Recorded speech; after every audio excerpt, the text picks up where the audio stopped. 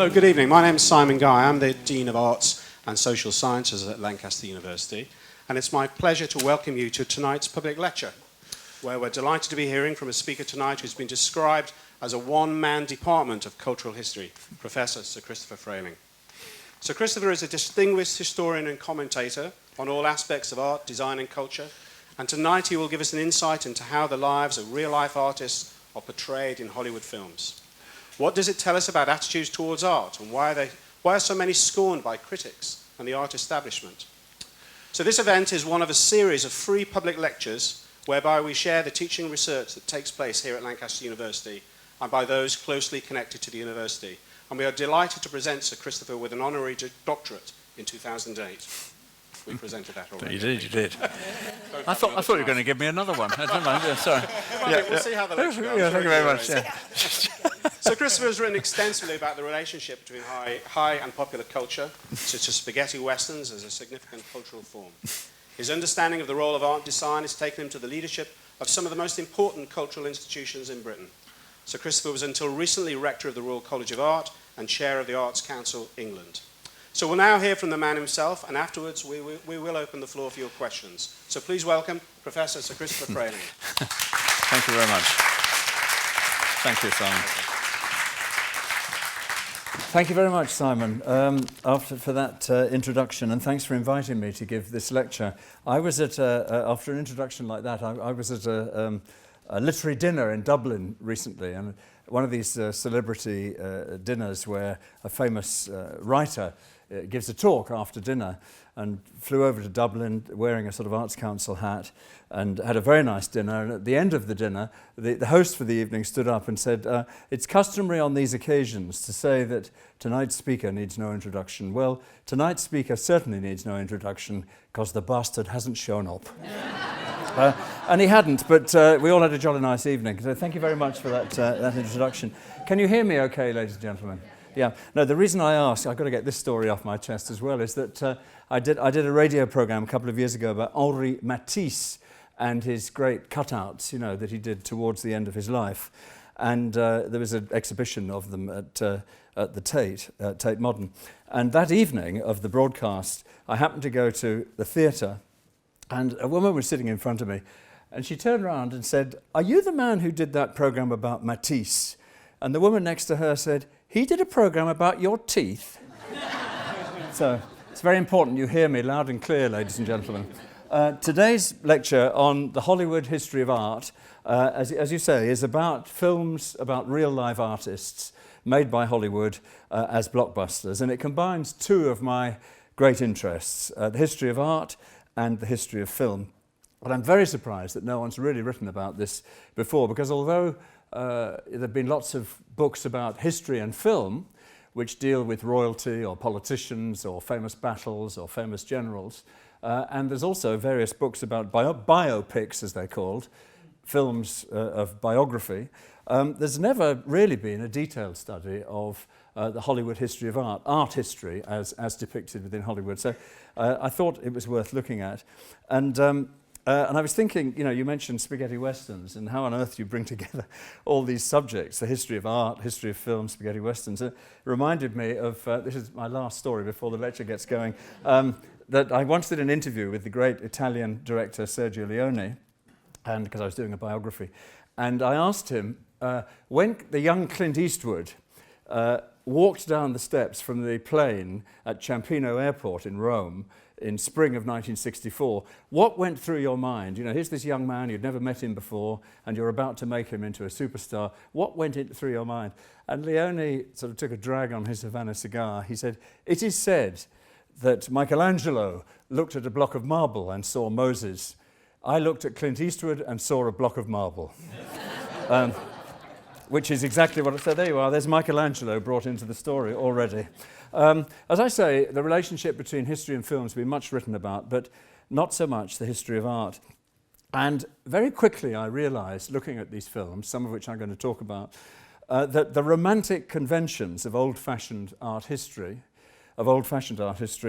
were carried over into these films almost directly, especially the films of the Golden Age. So you've got the visionary outsider versus the stick-in-the-mud establishment. it's a crazy idea, but it just might work, that sort of thing. You've got the artist as romantic hero, as a very special person with little or no reference to his social context, and it is usually his. Never any reference to their training. Always the films start with the maturity of the artist, so you don't get any sense that they were trained in any way, or they had to be educated. Geniuses spring Minerva-like out of someone's skull. They don't have to train. There's never any reference to that. They're outside the normal conditions of sort of power and exchange, so economics never come into the stories. And another thing is the artist is in touch with desires which are taboo for the rest of us. So they're wired into all sorts of desires. So on behalf of the rest of us, they can do all these strange things and represent something that society has lost. They have a kind of license to desire, and they get their comeuppance, but then after they're dead, they have a sort of apotheosis, and you can see all their work in museums. The thing is that the art is always presented as direct evidence of the artist's colourful biography. And it's not so much the artist as a painter with a problem, but the artist as a problem who paints. And so, they sort of psychologize the artist in that way, and the art is entirely there, not as art, but as evidence about an interesting personality. Now, of course, there is a problem making films about the history of art. A recent review of a film biography puts its finger on the biggest problem of all, at least where easel painters are concerned. It says, anyone who's ever painted or drawn knows the experience of dropping out of the world of words and time. A state of reverie takes over. There's no sensation of the passing of hours. There's only colour, form, texture, and the way things flow together. You can't draw a thing as long as you're always thinking about it in words. And that's why artists are so inarticulate about their work as a rule. They have given it less thought than you have. And that's very, very difficult to put over, in the zone when someone's actually at work. So you have to somehow put into that black box, into that void, which by definition can't be filmed, you have to put in various metaphors for the process. And on the whole, these films have settled for three impulses which display some of the same superficial symptoms: insanity, obsession, and sex. And basically, that's how you fill the void of why people are doing things into that space which is occupied by artists at work: insanity, obsession, and sex. So artists in the movies create because they need love or because they can't help themselves.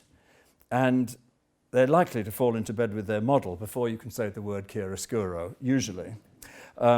These are exemplary lives. The other thing about the Hollywood history of art is that whereas today, when you see biographical films, they tend to be drama documentaries, warts and all.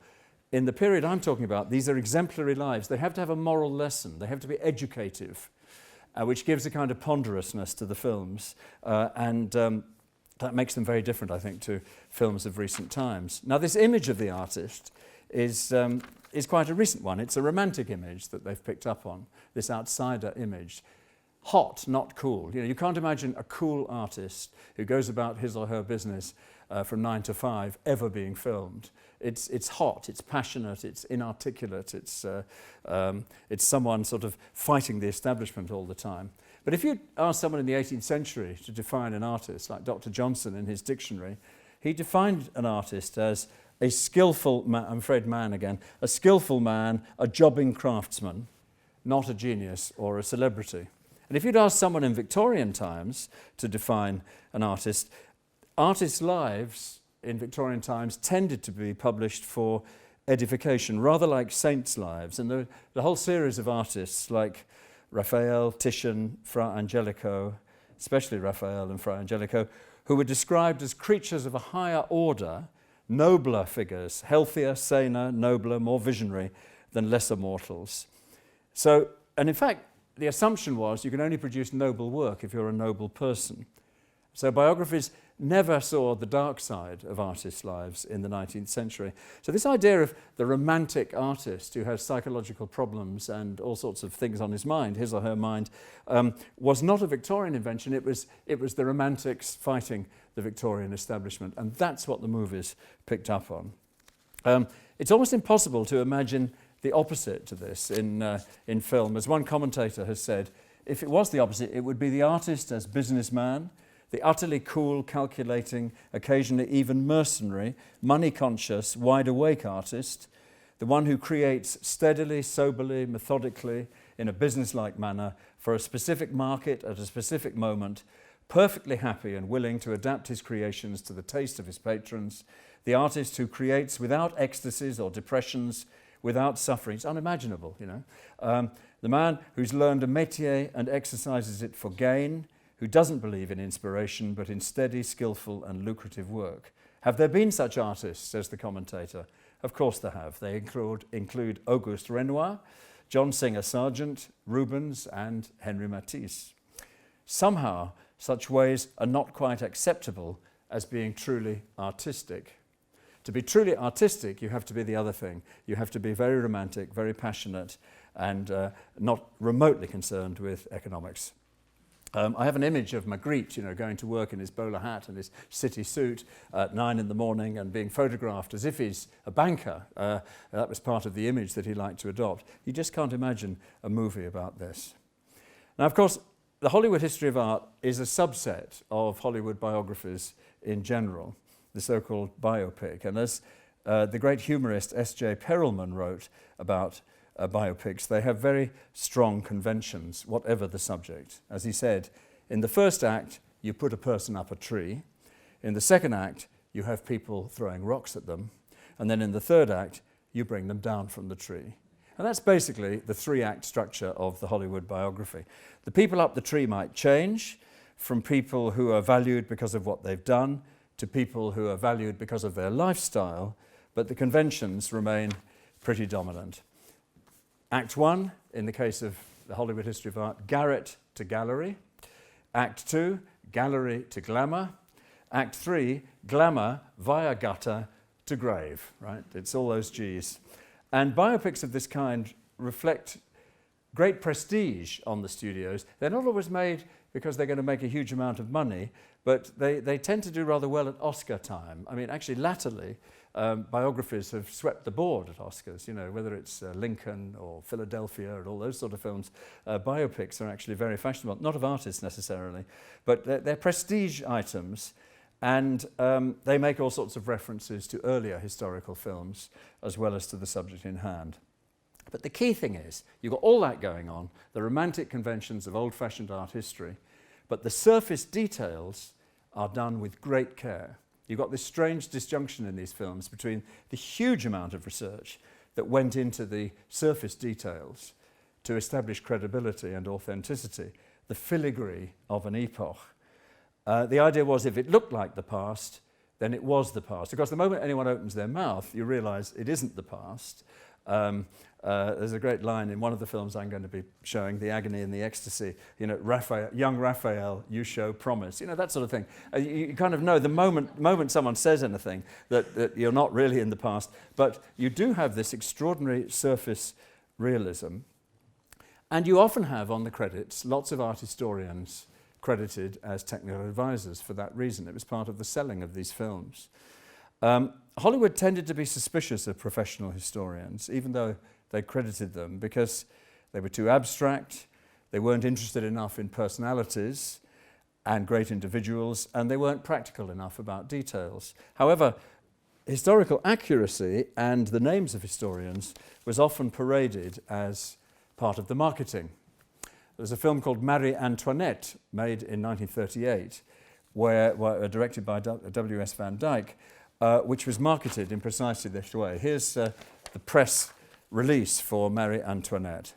During the 4 years in which this picture was in preparation, 59,277 questions were answered.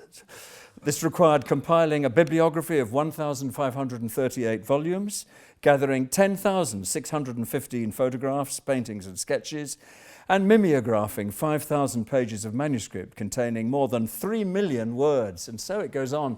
There's a sort of hype of authenticity. And one of the actors playing King Louis, Peter Bull, was to say the film shouldn't have been called Marie Antoinette. It should actually have been called Marie and Toilette, because so much reference was made to the decor which surrounded her work. And among the many sources which are used in research are paintings from the past, which have played a central role in production design and in the look of these films ever since the silent era. As information for designers, as a kind of shortcut, ways of organising the image and sources of historical tableaus. And this itself has an interesting effect. Here's a quote from an historian from Princeton, Natalie Davis, who writes this: "How does quotation of paintings contribute to historical genuineness? The painter is a privileged witness, yet his or her vision is but one cultural artifact among many. Authenticity can be obtained only when it's derived from such an understanding. This means using paintings to suggest rather than prescribe a period's way of seeing, and it means playing off one painter's visual construction against another, and against other quite different sources for the way people perceived their world, even using them to subvert each other." Now, what's interesting about that quote, and I absolutely agree with her, is that virtually every film I'm going to show, if you have a film about an artist, the entire film has to look like the work of that artist. So everything from Moulin Rouge in the early 50s, where the whole film is shot to look like a Toulouse-Lautrec, or Lust for Life in the mid-50s, where the whole film is shot to look like a Van Gogh, to Mr. Turner last year, where the entire film was shot to look like a Turner, which creates the impression, well, if the world looks like that, what's special about Turner? I mean, no one's ever dared to make a film where everyone else sees the world differently, but Turner sees it like that. But because the audience has to have that familiarity in order to remind us who Turner was all the time, the entire film, even when Turner isn't on screen, has to look like a Turner. So paintings are really important. They become a sort of primary, rather unimaginatively used source of visual information. The interesting thing is that when films were made in Hollywood in the Golden Age, what would happen is they'd produce what was known as a Bible, which was a visual resource for production designers and cinematographers to work from. And it would be postcards and photocopies and press cuttings and transparencies. And each film would have what was called the Bible, which would be this visual world to stimulate the imaginations of all the craftspeople. And so you get immediate transpositions of paintings into films in all sorts of ways.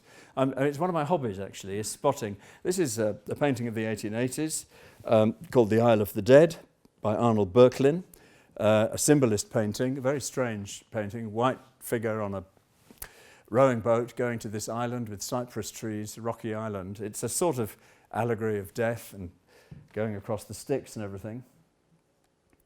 This is Skull Island in King Kong, which was derived from it.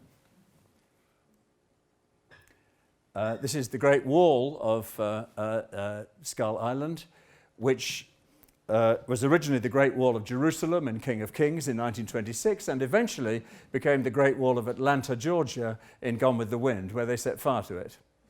So Berklin's painting ends up as the Wall of Atlanta, Georgia in Gone with the Wind. So that's the fate of paintings in Hollywood. While we're on King Kong, Grandville's illustration from Gulliver's Travels, which was in the Bible for King Kong. Right?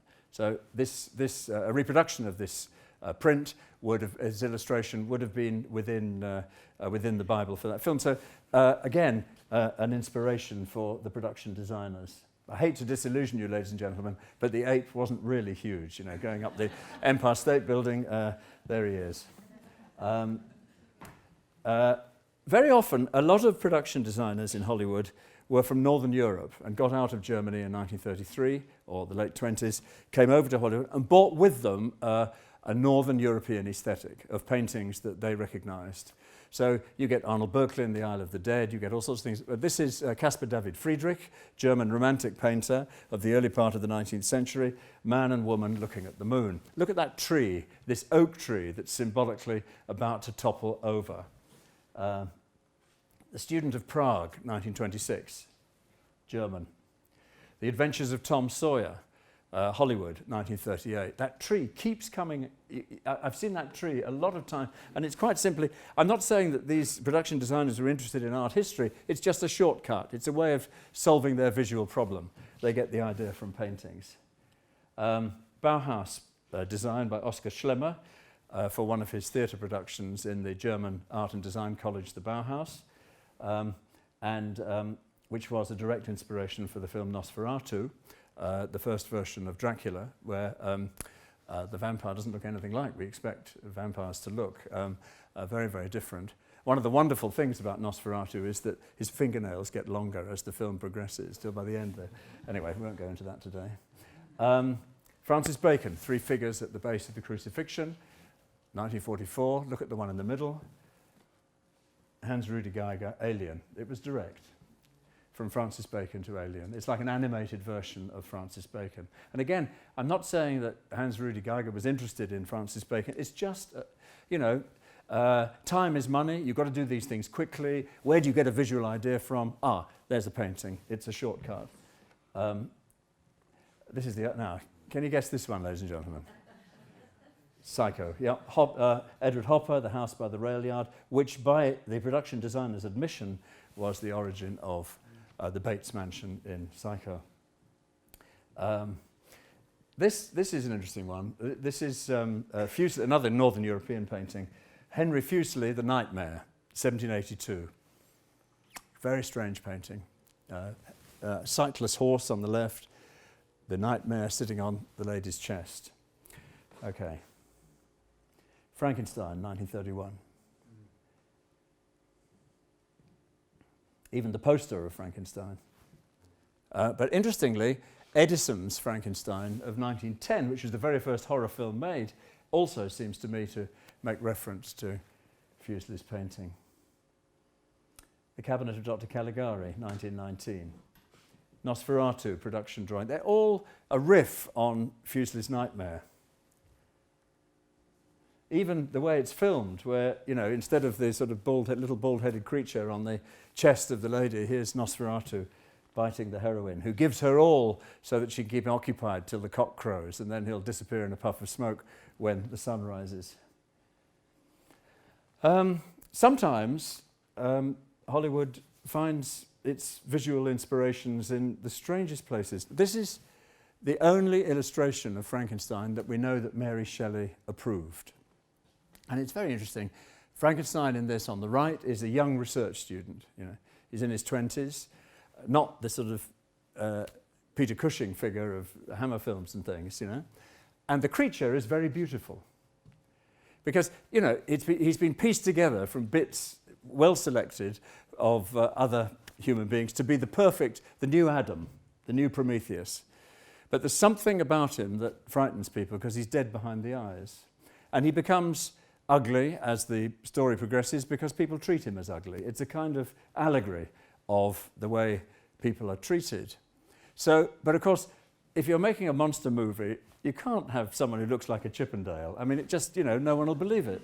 So, you do this instead, which has a bolt in his neck, just to get the electrode going, and big cranium, and all the scars. You have to show the scars, which Mary Shelley wasn't awfully worried about, but you have to be rather literal about these things in cinema.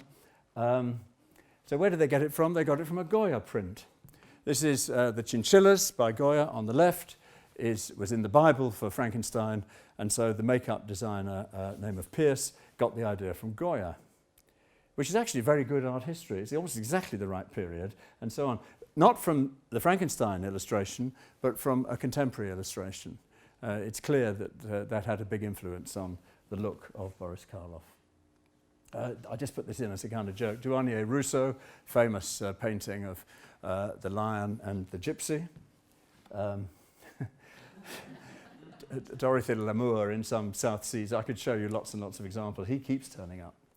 Anyway, that's one way in which paintings are used to organise the image. And of course, as I've said, in biographies of artists, they're very dominant. You simply do an anthology of the greatest hits of that artist and use them as an inspiration.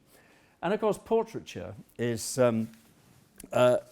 incredibly useful as well, not just for production designers, but for costume designers as well. So on the left is Thomas More after Hans Holbein, and on the right, Paul Schofield in A Man for All Seasons. I mean, clearly, they got the portrait from the National Portrait Gallery and copied it.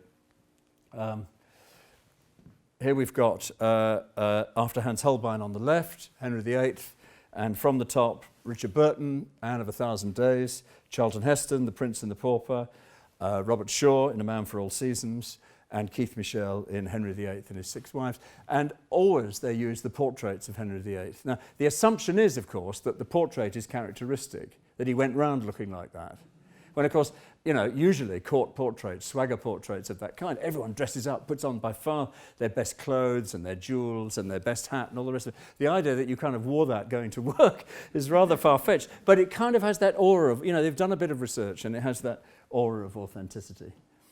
Queen Christina of Sweden by J.F. Elbfass on the left, and on the right, Greta Garbo in Queen Christina.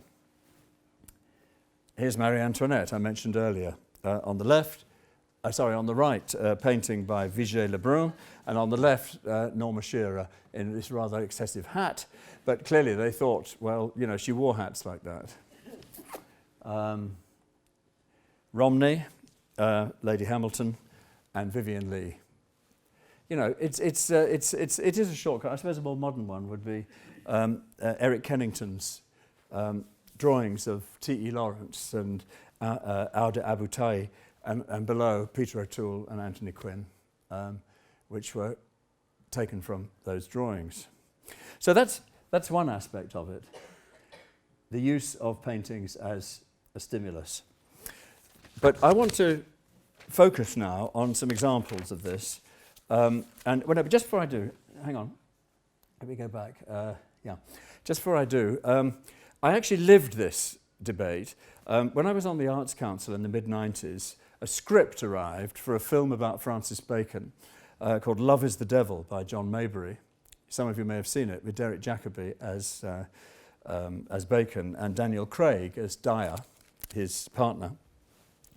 And it was really interesting because around the table, no names, nobody had ever read a film script before. And they are quite difficult to read. You know, you get one line of dialogue and a whole page of stage directions. And the line of dialogue is usually an expletive.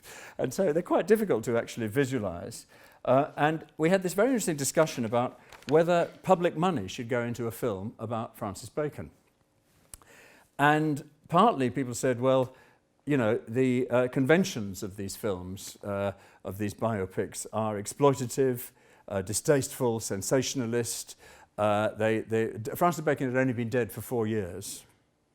And usually artists are dead for about 100 years before they get this treatment. So, you know, that was a worry. Would it be Carry On Bacon? You know, would it be a sort of burlesque kind of thing? Somebody actually said they'd been to a press view of a film by Franco Zeffirelli of Verdi's Otello. And the producer had stood up and said, ladies and gentlemen, don't worry, in 5 minutes you'll forget it's an opera.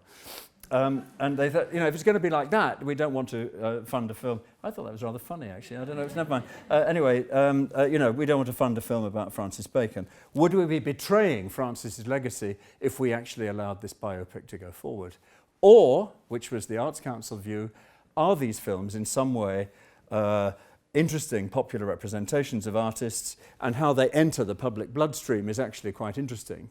You know, the resonance of the artist is very often carried by these biopics. And in the end, it got through by one vote.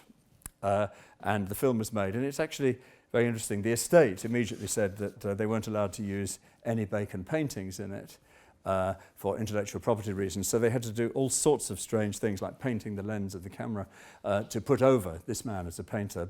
So I sort of lived the legacy of these films that I'm talking about in terms of people's attitude. So, what were these conventions? Well, my first image of the artist is Rembrandt.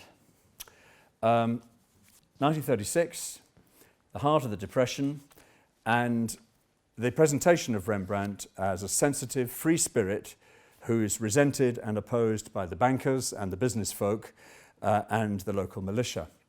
It was made in 1936. Charles Laughton had recently made Mutiny on the Bounty. He'd played Captain Bligh in Hollywood, and he'd played Henry VIII in The Private Life of Henry VIII 3 years before. And they wrote the script around him. And he's a very sensitive actor, a very hard-working actor, and the idea that Rembrandt, as he says at one point, is in a cage enclosed on four sides by iron bars, and he's constantly trying to break out of the constraints that he finds himself in, was very much the interpretation of Lawton. Very, very romantic, very 19th century, even though, of course, the film is about 17th century Holland. It starts at the height of his fame in 1642, so you don't get anything about his training in the 1620s, and really deals with about 5 years, in particular about the Night Watch, his painting, and his relationship with his wife, who dies, and then his girlfriend, played by Elsa Lancaster, who was the real Mrs. Lawton. And the idea is that Rembrandt was too advanced for his patrons, and so he retreats into self-portraiture and biblical subjects, which he knows nobody's going to buy, in order to remain authentic as an artist, because the world around him doesn't understand him, which is historically complete rubbish. The biblical paintings sold quite well, as indeed did some of his portraits, and actually some of his commissions were rather successful. They weren't rejected by the establishment. But artists have to be like that. They have to fight the establishment. They can't possibly, in any sense, belong to it. But it's a very interesting film for various reasons. This is one of the self-portraits. They were going to include the self-portraits of Rembrandt as part of the film, and then they decided it would detract from Lawton's performance, and you wouldn't believe in Lawton at all if they showed them. So in the end, they decided not to. Yeah, I think the film's particularly interesting for two reasons. One is the production design. It's a classic example of what I was describing earlier. It was designed by Vincent Corder, who was the brother of the producer, Alexander Corder, and they decided that they would make the whole film resemble a kind of new, clean version of Rembrandt Land, lit as if it was a Vermeer, which is a slightly odd thing to do, but paintings as reconstructions, the streets and interiors of Amsterdam look well, they look as though they're new minted. They have a sort of Toy Town feeling, but the idea is they were new then. Checker floors and the black and white photography. So the production design is a classic example of we see the world as a Rembrandt from the first frame to the last. The second interesting feature is the performance by Lawton, where he decided, this is Elsa Lancaster as Henrike Stoffels, Lawton decided to take a painting course because he wanted the audience to believe that when he held a brush and when he looked at a canvas, you actually believed that he was an artist. So he took a course with Vincent Corder, who'd been trained in Paris and Budapest. And it's one of the very few films of this period about a real live artist where you believe that he's painting. He really got it right. He holds the brush right. Normally you get this thing of artists. I've never met an artist who get, like this and all this sort of stuff. But he's looking at the reality behind appearances and trying hard through his craft to work out how to do it. And that, I think, is a very interesting aspect of this. It wasn't a success, the film.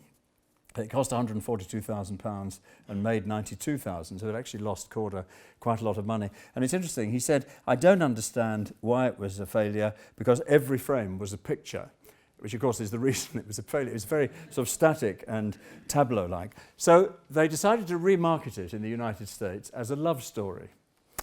And this was the American poster originally. And this is what the press kit says. One mad moment of love brought him a lifetime of fear. Give me a beautiful woman, says the film's subject, and I will make men worship and gaze on her forever.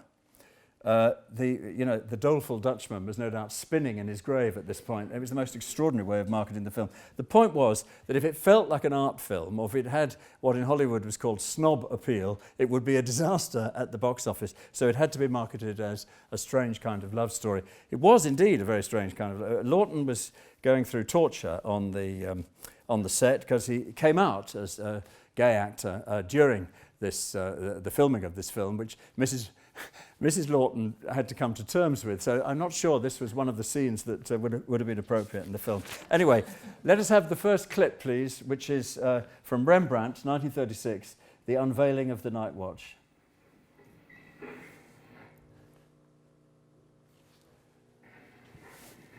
Yes, it's a great picture. Yes. The greatest, the longest, the largest, and the darkest. They'll jump out of their boots. They'll go down on their knees. Oh, no, our guests will be here presently.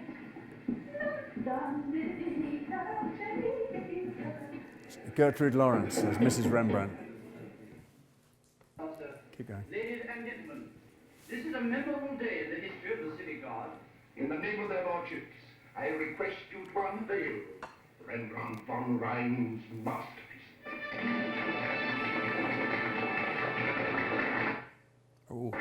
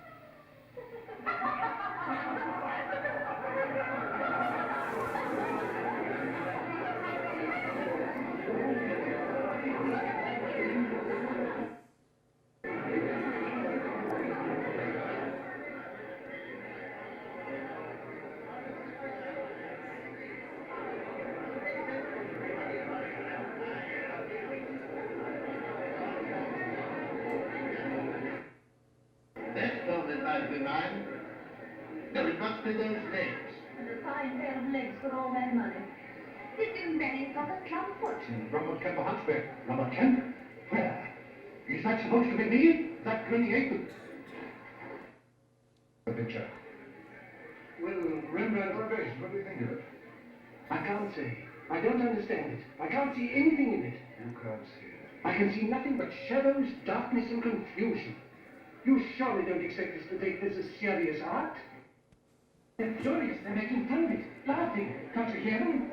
It's no good standing there twiddling your moustache. This evening won't be. This evening must be the best picture. What on earth do you think you are doing? It's really beyond a joke. I agree with you, it is. Don't think to them. You're not suggesting that I should punish it. I'm asking you to save the situation, that's all. Think of what's at stake. Save the situation.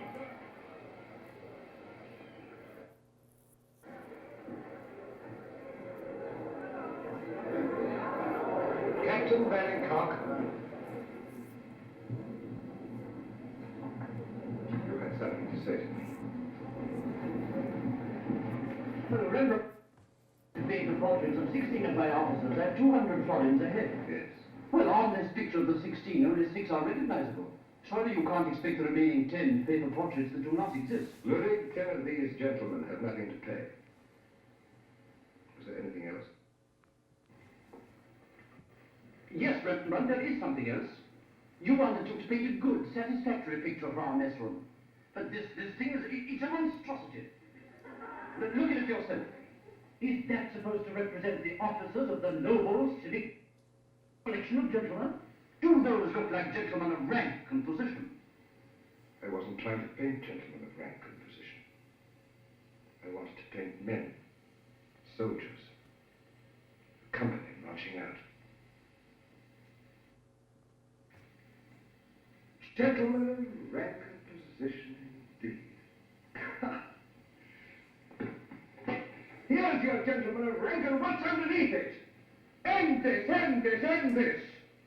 Your nose is liquor. Your mouth is reeking with bawdy kisses. Vanity and stupidity are written all over your face. The only pretty thing about you are your ruffs and your breastplates. And the only distinguished thing about you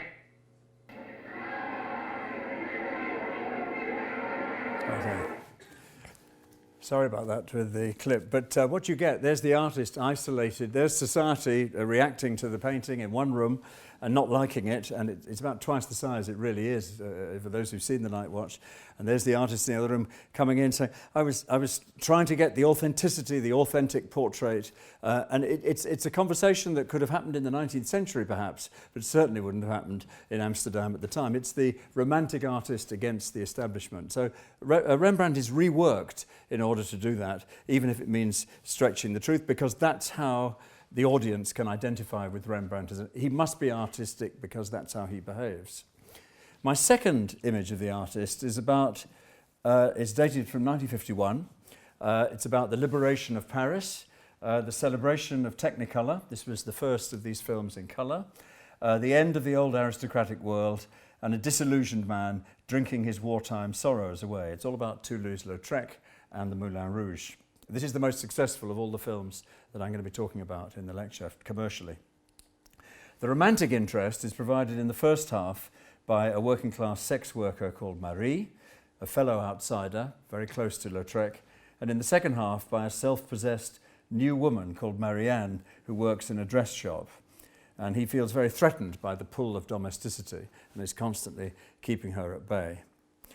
In this film, Toulouse-Lautrec doesn't paint prostitutes because they're interesting subjects, but because one of his models has him in thrall. His troubled personality isn't a byproduct, but is the wellspring of his creative temperament.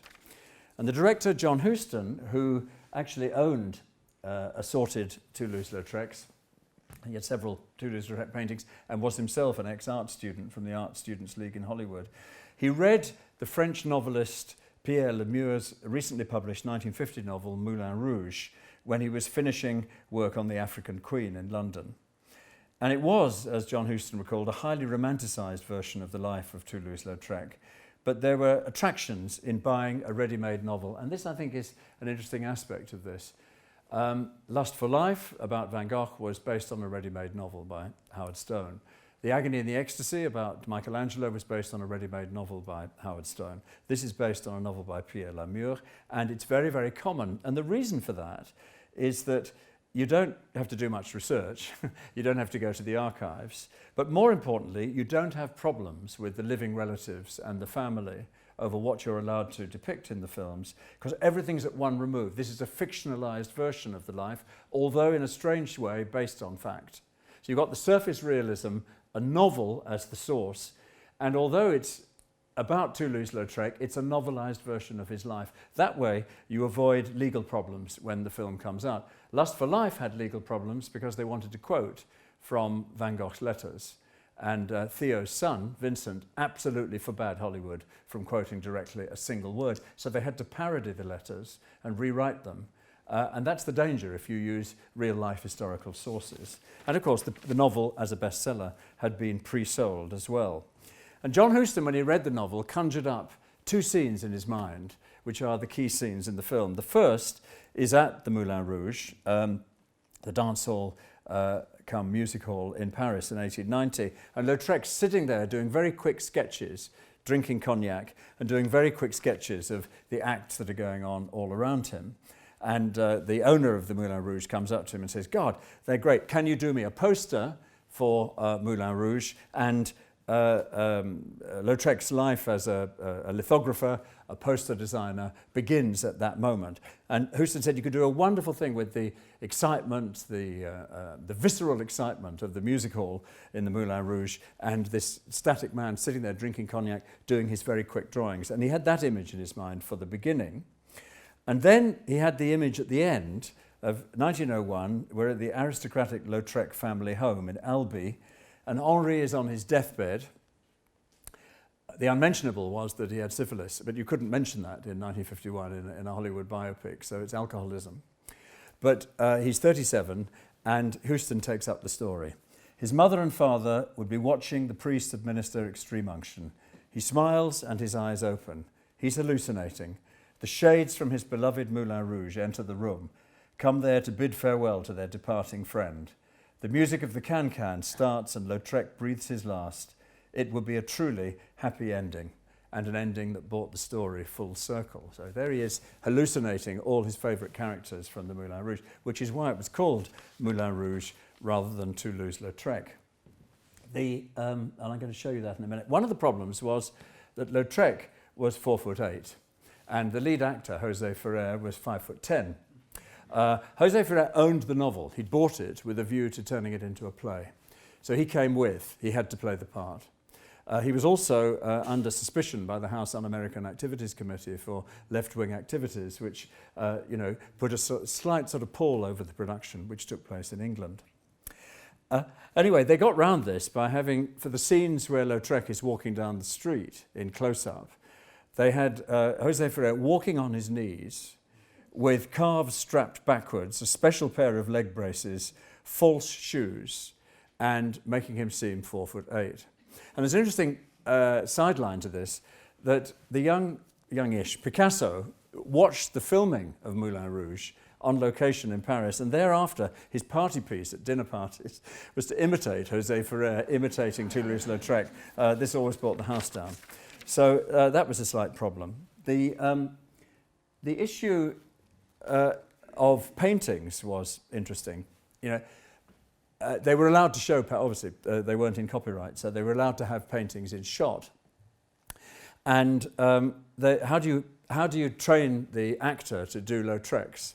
And they had a very interesting solution to this. They found a forger called Marcel Vertès, who, after the First World War, had made a living forging Toulouse-Lautrecs. And so throughout the film, the hand is this man doing the paintings.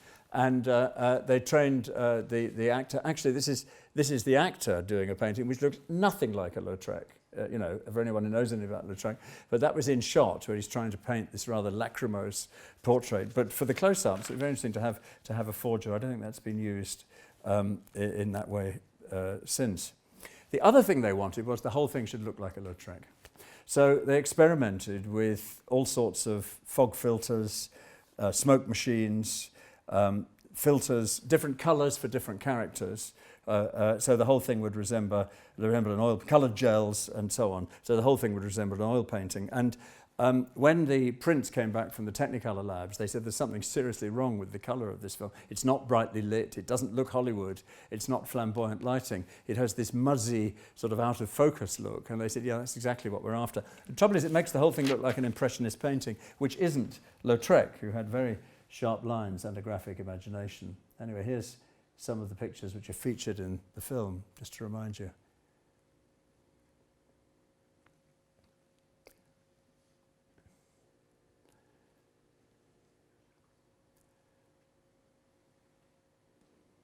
Okay. No, I'm going to go, yes. I'm going to show you the clip now of the very end, which is what John Huston got very excited by.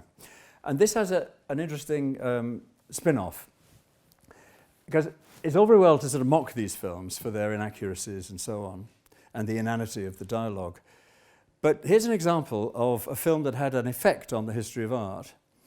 R.B. Kitaj, when he did his magisterial painting called America, The Death of John Ford, has a painting of, he did it in the 1980s, he has John Ford on his deathbed, the American film director, being visited by all the characters from his films. And I did an interview with Kitaj. I said, what gave you that idea? It was the last reel of Moulin Rouge, of course. So actually, some of these films have an impact on the history of art. Francis Bacon did a series of paintings of Vincent van Gogh going to work in the mid-50s. And art historians have been writing, what was the Van Gogh exhibition that he must have seen in order to put this idea in his mind? He went to see Lust for Life with Kirk Douglas, and he loved it. So he went away and did these paintings of Vincent going to work. So it isn't just, these are way out there. They actually have an impact on artists' self-image and art students' self-image for sure, and so on. So I think, that's in some ways why they're such interesting artifacts. Anyway, can we have the second video extract, please? Let's hope it doesn't jump around, this one. The last scene of Moulin Rouge. Can you hear me, Henri? Listen. This is from Marie Joyard. Listen. The Louvre has accepted Camon the collection. This makes you only artist to be so honored in his lifetime. hear me, Henri? You're I didn't understand. Forgive me, Henri. I didn't understand.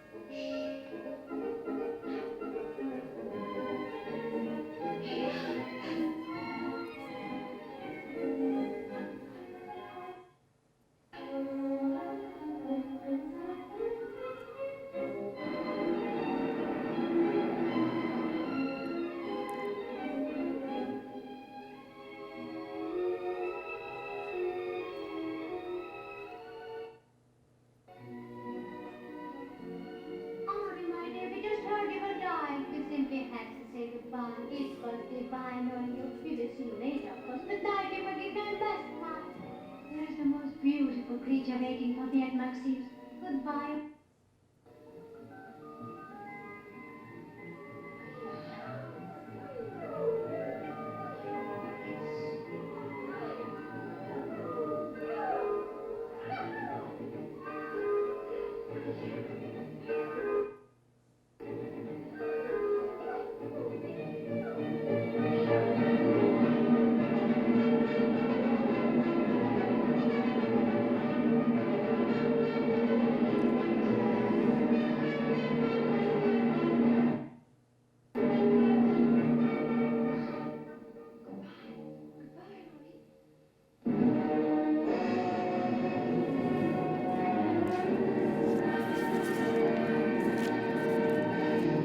So all those images from the Moulin Rouge are taken from the posters directly, you know, the man in the top hat, the La Goulou and all of these, and they all come back to visit him in the final scene. So that's my second image of the artist. The third one is perhaps the most famous and influential of all, dating from the mid-50s, and it helped to usher in the modern screen biography as distinct from the classic one, with a strong emphasis on psychology, the inner person, rather than action and achievement. It was presented in confessional mode, School of Confidential magazine, we're in the mid-50s, with the artist as the victim of himself rather than anyone else. With no sense of duties to society anymore, the artist as tormented genius whose survival is celebrated as much as his achievements. It's Vincent van Gogh and its Lust for Life. The novel had been published in 1934, had been a huge bestseller by Irving Stone, and it was reissued just after the war and had sold literally millions of copies. And first of all, 20th Century Fox tried to adapt it into a movie and gave up after 2 or 3 years. And the head of the studio, Darryl Zanuck, said something rather good about this. He said, "The popular legend of Van Gogh, that he was mad, that he cut his ear off and committed suicide, these things don't have the makings of a family picture." And so they had real difficulty not making it downhill all the way. So at that point, it was bought by MGM for $120,000, a lot of money at that time. Now it is too, but anyway, as a vehicle for Spencer Tracy. Now there's a thought. Spencer Tracy as Van Gogh. I don't think so. And then several screenplays later, the rights were about to expire when two people got very interested in making it. Vincente Minnelli, who specialized in musicals, who was himself an ex-art student from the Art Institute of Chicago, actually thought this would make a very interesting opportunity to recreate Van Gogh's paintings on screen in all sorts of interesting visual ways. In fact, he'd worked at MGM since the 30s, and this was the only project he ever initiated himself. And the second thing that happened was that Kirk Douglas began to realize that he had a strong resemblance to Vincent van Gogh. So Kirk Douglas's production company got interested in supporting this production. So the visual connection was made between the son of a Dutch pastor and the son of a Russian Jewish ragman, a connection made despite the separation by one continent, religious and ethnic heritage, several eras, and of course a number of tax brackets. But nevertheless, surface he actually made himself up to look very like Vincent. And Anthony Quinn was brought in as Gauguin, and they were the only actors considered for the parts. Francis Bacon said something very interesting about this film, that the relationship between Gauguin and Van Gogh, between Kirk Douglas and Anthony Quinn, was like a 1950s marriage. Kirk Douglas is needy, constantly wanting someone to help him. Quinn is incredibly macho and pushes him around all the time. And for Francis Bacon, this is a wonderful image of a 50s marriage, which is why he enjoyed this film so much.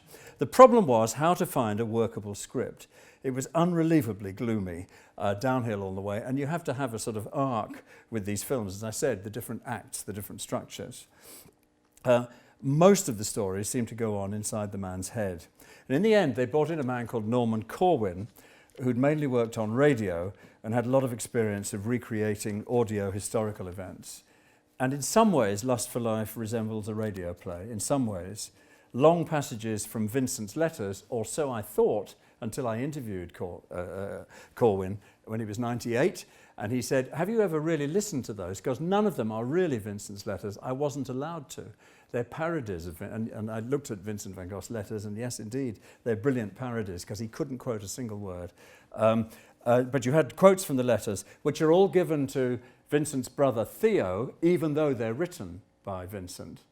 So the British actor James Donald reads the voiceover of all these letters, so that Vincent can struggle to express himself, be inarticulate, grit his teeth, and not be, you can't be an articulate artist, you know. Actually, Van Gogh was extremely articulate. His letters are wonderful. I used to teach them at the Royal College on colour. They're not always coherent, but they're incredibly articulate and well-read, and he knew exactly what was going on, but not when it's Kirk. Kirk is completely Neanderthal in his attitude to everybody else, and grits his teeth a lot and sweats and never does up his shoelaces, whereas his brother yammers on throughout the film and takes all the words, which is quite interesting. Kirk is tormented and explosive.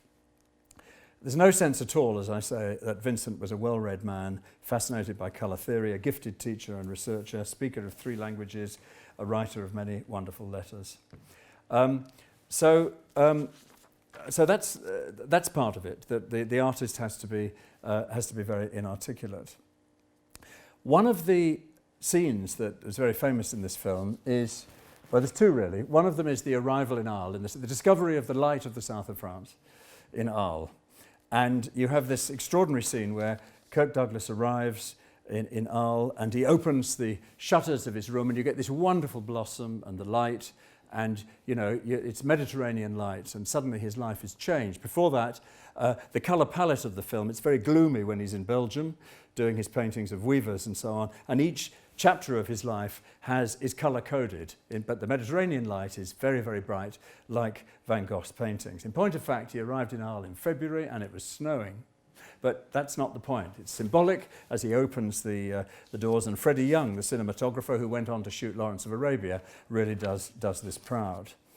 In the book, it's about the whole of Van Gogh's life, but they decided to compress it into the years 1878 to 1890. So Van Gogh begins at the age of 25, again, no training, no relationship with other artists. This man springs whole out of somewhere till 37. So it starts 2/3 of the way through his life. And that's what seems to happen all the time. And as I say, it's in 5 sections, each colour-coded in CinemaScope and Metrocolour. So there's the scene of February 1888 when he arrives in Arles, but the other famous scene is when he's painting crows in a wheat field. Now, this is very interesting because art historians in the 1950s always interpreted the painting Crows Over a Wheat Field or Crows Over the Wheat Fields as symbolic of the psychological state of Van Gogh just before he committed suicide. So the figures of doom, these birds of doom, a rather tormented vision of the sky, everything's very turbulent. And so in the film, as we'll see, he's painting this painting, and then he goes to a tree and tries to kill himself. In point of fact, the painting was painted in the first week of July 1890, and Van Gogh wounded himself, possibly not deliberately, on the 27th of July, 3 weeks later. And he had written about how restorative the country was being to him, and actually referred to the health and restorative forces that I see in the country with reference to this painting. So he didn't see it as gloomy and doom-laden and some sort of harbinger of the state of his mind. He saw it as restorative, but it's using the painting as evidence of the artist's life again. You know, that the painting tells us about his psychological state in a one-to-one way. And so, but they add something to the mix, which is the crows actually start attacking him. In a sort of early version of the birds. So he's standing there with his easel, and suddenly the crows start sort of pecking at him, and he has to bat them off. So actually nature is conspiring against him to become rather sort of self-destructive. You see Kirk Douglas painting the crows, and he was tutored in painting crows, actually, for about a month. He said he was getting really good. He did about 1,000 crows, so he had the confidence to go like this on the canvas. The rest of it was painted by someone else, but he did the crows, and he could be absolutely certain that the crows would stand still because they were all attached to little bits of monofilament. And you see them in the field rather improbably trying to fly away and then shooting down again into the wheat field. Let us see. Oh, no, hang on. There may be some more pictures before we get to the clip. Yeah, this is the direct one-to-one relationship between location. Tourism is important in this film. Location and painting. They try absolutely to get, this is the Belgian weavers, they use them as direct. That scene is reproduced in the film. That is reproduced in the film as in 3 dimensions. Arles, when he opens the doors, that's what he sees.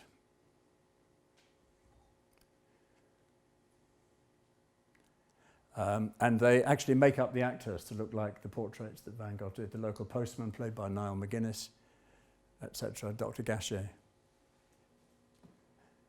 This is the painting in question. Okay, let's have the next extract, please. Lust for Life, mid-50s.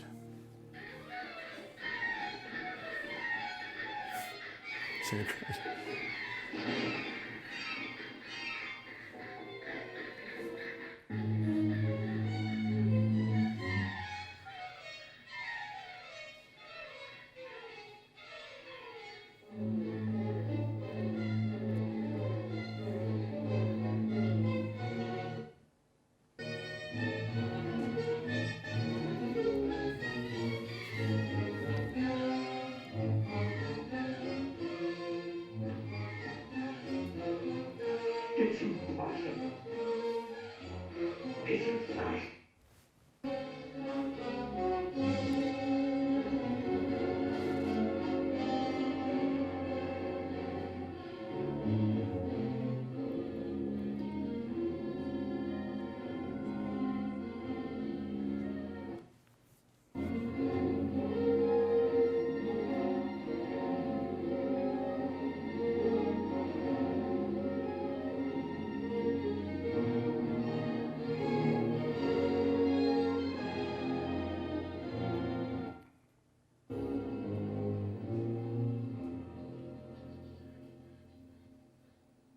I see no way out.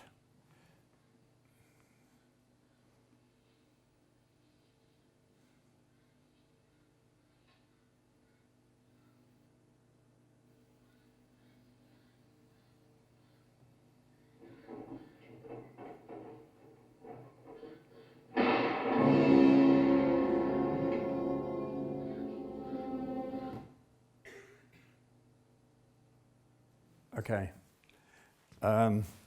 Yeah. So that's interestingly, they were very worried that this film was a bit arty. They actually premiered it at the Edinburgh Festival, which is very unusual for such a film, and then at the Met in New York. And they didn't know how to market it, so they put this lady in a slip dress on the left of the poster, so they might think it was Moulin Rouge. Because that had done rather well. It has absolutely nothing to do with the film at all. I mean, there's no connection, and so it made it seem sort of passionate and Moulin Rouge-y. And then, as the second edition of the posters, they made it not period at all. They just had a photograph of Kirk Douglas in a check shirt, Kirk Douglas in as if it was a kind of thriller. So they had, serious difficulties. I say Bacon went to see this film and thought it was absolutely wonderful. My final image of the artist is from the Renaissance, and we're in 1964, it's the 400th anniversary of Michelangelo's death, and his Pietà He's left Italy for the very first time to appear at New York World Fair. The film becomes about the discovery of a recognisably modern artist, throwing off the shackles of patronage and doing someone else's bidding. And of course, it's also about the Americanization of the Italian Renaissance. The thing at the centre of the film is the relationship between Pope Julius and Michelangelo as he paints the ceiling of the Sistine Chapel. And the scriptwriter admitted this was actually a rerun of a film called What Price Glory, set in the First World War, about the relationship between a sergeant and a private in the army. And he thought that would make rather a nice, that Michelangelo is the private, who turns out to be the noble one, and the sergeant is the Pope, because he had to give some sort of drama to this. After all, we all know that the Sistine Chapel got finished, so the interest in it is how did it get commissioned, what was the Pope's attitude, what was the relationship between the two men, and how did Michelangelo overcome his obstacles. The book, again, which was published in 1961, and by 1963 had sold 51 million copies, by Irving Stone again, tells the story of Michelangelo from age 13 to aged 88. But the screenplay simply deals with the 4.5-year period, 1508 to 1512, of the Sistine Chapel in the Vatican. So it's much, much more focused. And it was very closely based on Vasari's Life of the Artists, written in 1568. I'll just read you a little extract before I show you the movie extract to see how direct it is. For His Holiness was always asking him importunately when it would be ready, when it would be finished. On one of these occasions, Michelangelo retorted that the ceiling would be finished when it satisfies me as an artist. And to this the Pope replied, and we want you to satisfy us and finish it soon. And that piece of dialogue goes almost verbatim into the film as a key part of the relationship, the love-hate relationship between the warrior Pope, who's busily trying to sort of unify Italy and put it under Vatican control, and the artist who keeps being cast in the role of a tradesman or a craftsman and wants to be treated as a fully fledged artist. Julius was, in fact, twice the age of Michelangelo at the time, though the actors Rex Harrison, amazingly, plays Pope Julius. He was to be Laurence Olivier, but he pulled out at the last minute. And Charlton Heston, who played Michelangelo, only had 16 years between them. In fact, Rex Harrison had it written into his contract, I've read it, that he would never wear a beard and he wouldn't play an old man. So it's slightly strange. They're virtually the same age, and that slightly alters the relationship. The screenwriter Philip Dunn chose to concentrate on the Sistine Chapel, which created two problems. One, as I say, we know the ceiling was finished, and watching it develop is about as interesting as watching damp plaster dry for 136 minutes. So that was a difficult bit. And secondly, Michelangelo's private life. And there's a wonderful letter from the production code to Philip Dunn at the beginning of the production where they write, it's in the files, saying, we gather you're making a film about Michelangelo, who was one of history's better-known homosexuals. We trust you're going to treat this subject with your well-known tact and discretion. And the screenwriter writes back and says, don't worry, I've given him a girlfriend, which in fact he had done. The daughter of Lorenzo de' Medici, the Contessina, the little countess, played by Diane Cilento.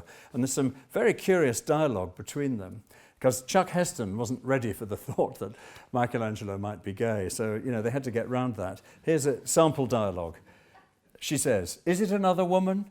No. I loved you, but there's no room in me for love anymore. Maybe there never was. I've often wondered about that. Maybe God crippled me with a purpose, as he does often. He made Homer blind and let him see the world more clearly than any man. He gave me the power to create, to fashion my own kind, but only here with these hands. To other men, he gives warm houses and women and children, but to me, he gave these hands. I mean, it's extraordinary sort of convolution going on about explaining what this relationship was entirely fictionally, between these two people. And Charlton Heston, who'd been cast in the Ten Commandments because of his resemblance to Michelangelo's sculpture of Moses, was cast in this because of his relationship, because of his resemblance to Michelangelo. And because Charlton Heston had broken his nose in a footballing accident, he had that sort of broken nose look, and they added some putty to his nose to make it even more prominent. The trouble was he was about a foot too tall. And at the press conference launching the film, someone said, aren't you a bit big to play Michelangelo? And he said, I think I'm too small. It's quite a good answer. But anyway. They wrote to the Vatican and said, could they have permission to film in the Sistine Chapel? And amazingly, the Vatican said, yes, you can. And then there's a wonderful letter in the files where somebody says, well, hang on a minute, it's not supposed to be finished. So they had to build their own, which was 10% bigger. Sorry, this is Charlton Heston. They built the Sistine Chapel 10% bigger than the real one, so they could move the camera around and remove the walls by John de Quer, who just designed Cleopatra. There's various design phases, blue ceiling to gold stars, and finally gold stars to the final design after Michelangelo has his Epiphany. He studied fresco painting, Charlton Heston, under a conservator at the Vatican. And again, you see, this surface realism is interesting. Art historians have been arguing for years about how Michelangelo did it. Was he standing up or was he lying on his back? How was the scaffolding constructed? And you have to work that out when you're making a film of this kind. So they did, and they had all sorts of advisors. Actually, they seem to have been right. He was lying on his back on wooden scaffolding, and that's the way in which he painted. And secondly, everyone said, oh, the ceiling looks much too bright and much too clean, because at that time it hadn't been restored and it had that sort of gravy look that you get from Renaissance paintings. Then it was cleaned, and it looks exactly like it does in the movie. So sometimes they get it right, as I say, with the surface realism. Anyway, enough of this. Let's have the extract from The Agony and the Ecstasy. Charlton Heston does some painting.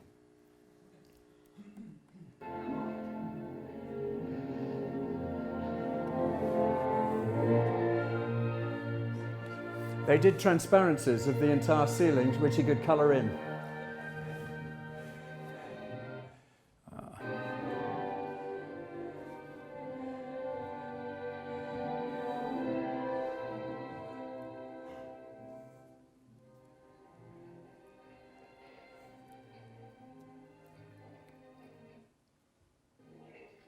From the Vatican Treasury. Oh, that's my fate. At last.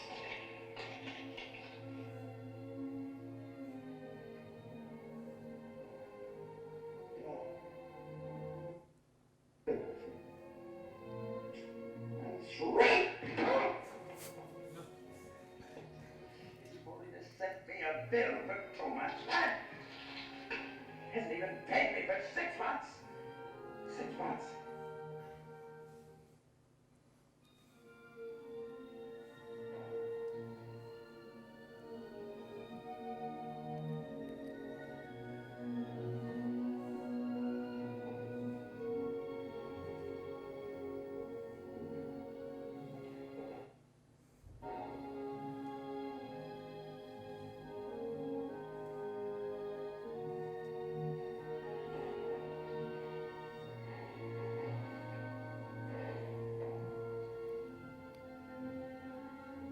When will you make?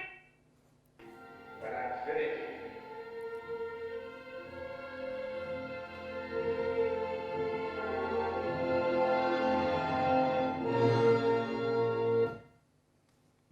Okay, that's fine for that one. Thanks.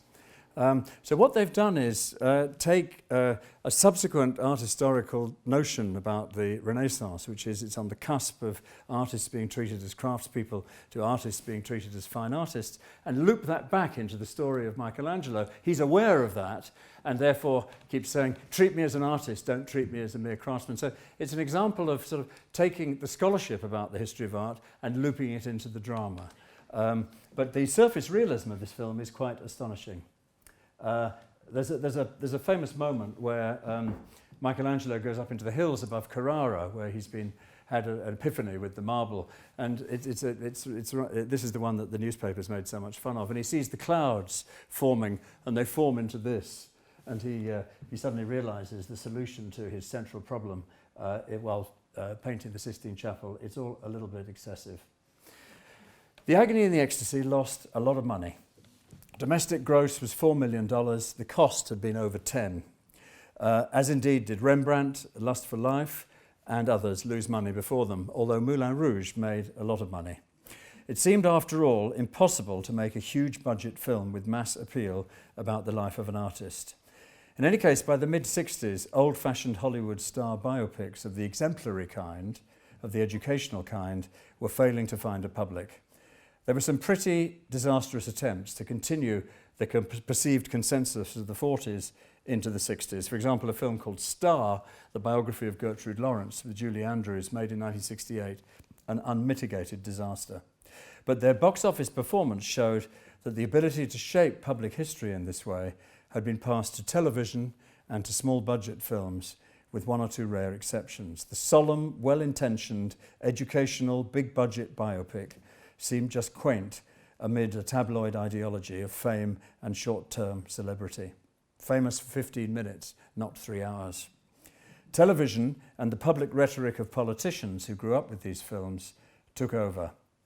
Mrs. Thatcher once confided that the popular biographies of scientists, which she devoured in her youth, were a big influence on her life decisions and her view of the world.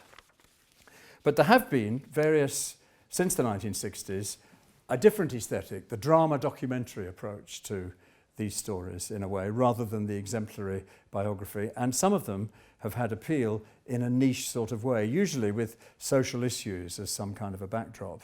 And I just wanted to whiz through some of these in case you're interested in following. Andrei Rublev, all about the 15th century icon painter by Tarkovsky.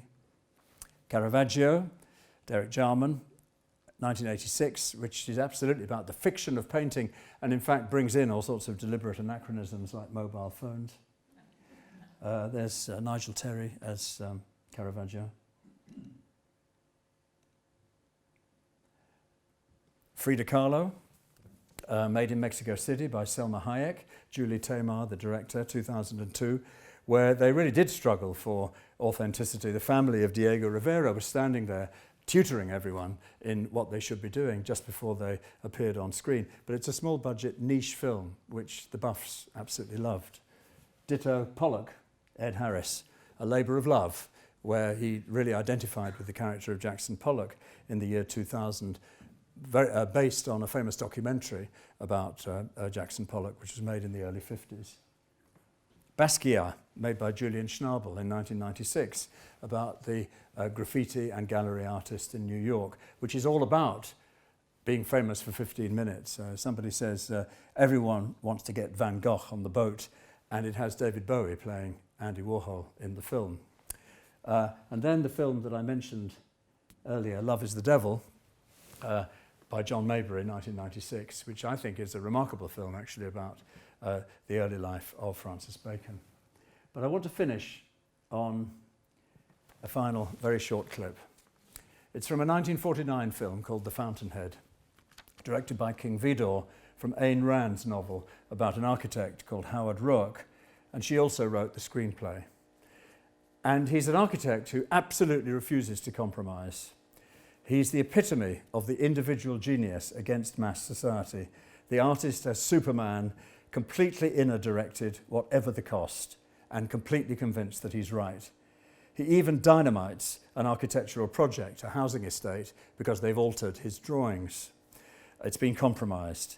Art students love this film. I used to show it at the Royal College. They absolutely adore this image of the artist in every possible way. They didn't see it as a comedy at all. So let's join Gary Cooper standing on the top of the Wynand building in the tallest skyscraper in the world, as his new wife, played by Patricia Neal, goes up in the external elevator to join him. They wanted Frank Lloyd Wright to design all the buildings in this film, but he asked too much money. He asked $250,000 for the privilege, so they got the house designer, Edward Carrere, to do the honours instead. And in so many ways, this clip sums up my themes. It's the romantic artist par excellence, utterly unconnected with the real world of power and exchange and society, just ploughing his own furrow. It's certainly much better than watching paint dry. So can we have the final clip from The Fountainhead, 1949, The Last Moments.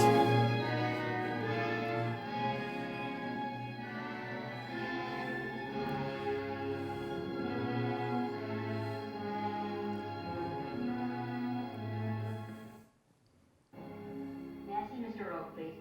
Well, Mr. Rourke's way up on top. Who's calling that? Mrs. Rourke. Oh.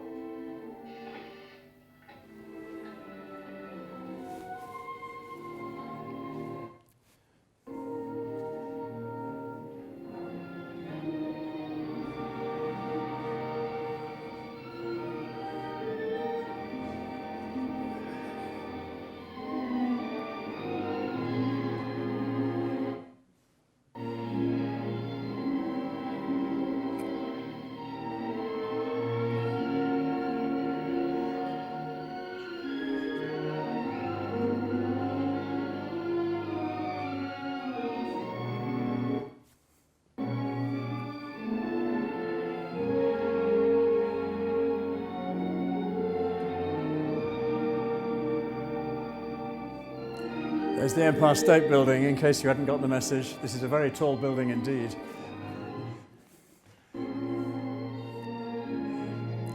It's about the most masculine ending I've ever seen of any film.